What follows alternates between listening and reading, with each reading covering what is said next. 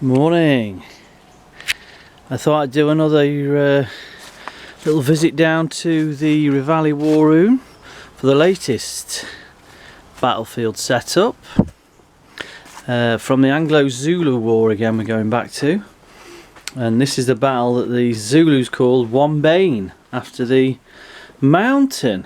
Now, it's not a very well known battle, probably the least well known of all the battles in the Zulu War, just for the fact that it was fought on the same day as iNyezane, which of course got all the headlines.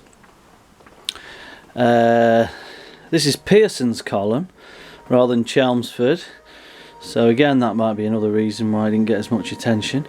Anyway, I thought I'd do it in 6mm, which would mean that I could get the whole of the battlefield in again. I've seen it done in 25mm, looks very nice, very pretty, but it's usually just a little track and a ford and 2 wagons, and that's about it. So I thought, no, I'll do it at 6mm, we can get the whole thing in again. So I'm going to give you a whistle stop tour. This is the river.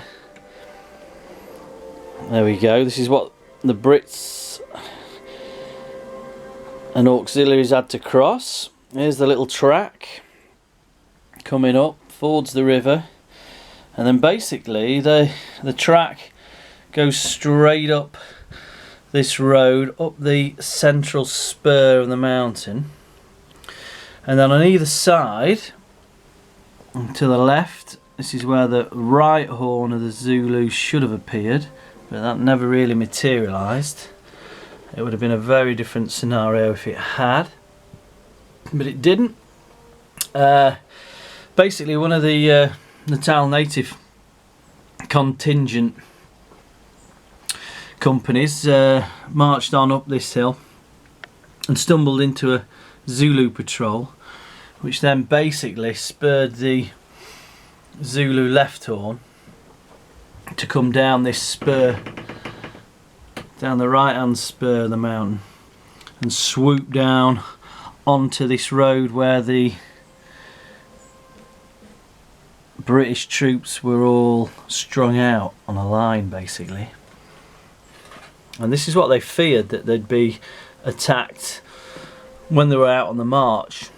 In actual fact, because the right horn and the chest really didn't do a great deal, they managed to basically turn towards the attacking Zulu force and fire down into this little valley between, which was covered in bush and trees, and just mow them down, and they couldn't really get round the back.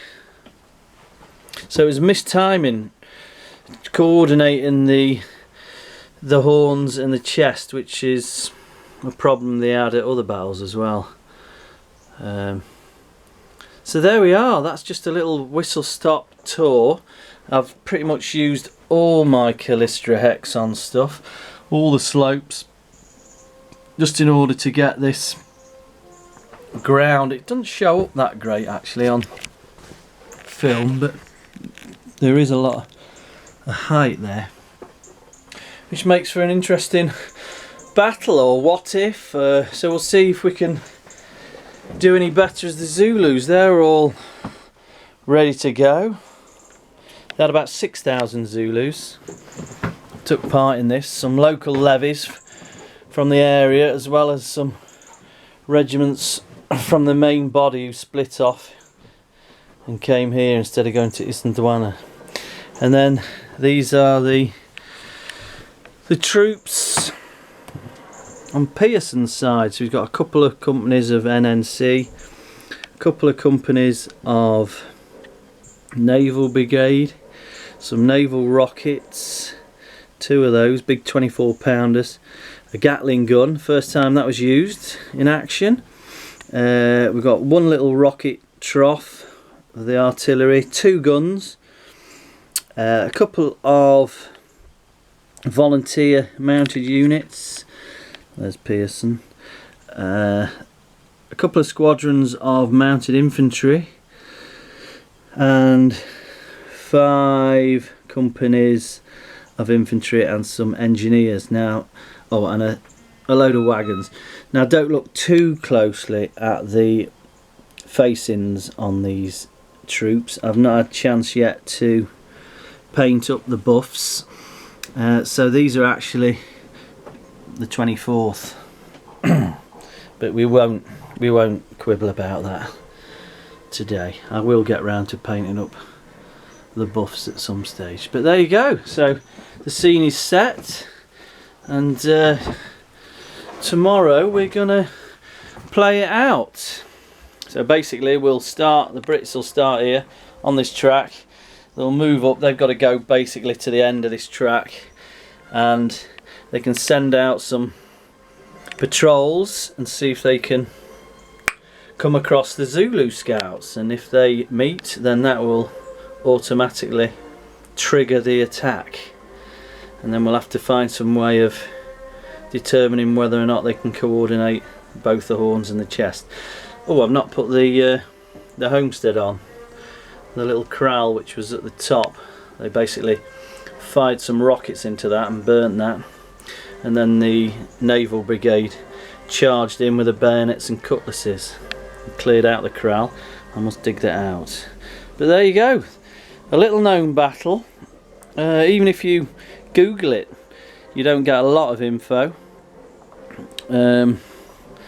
As I say, Islingdwana and then Rorke's Drift took all the headlines. There is a couple of books I could recommend. Where is it? Fearful Hard Times. That's the Siege and Relief of Esher. That's Ian Castle and Ian Knight. That's a great book. That's got some detail in it.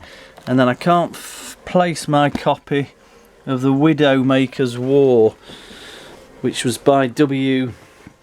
Wynne, the engineer officer who took part in this battle. He was with the engineers and then went on to design the fort at Esher. Anyway, there we are. I'll post some pictures of the ensuing action over the weekend. Cheers.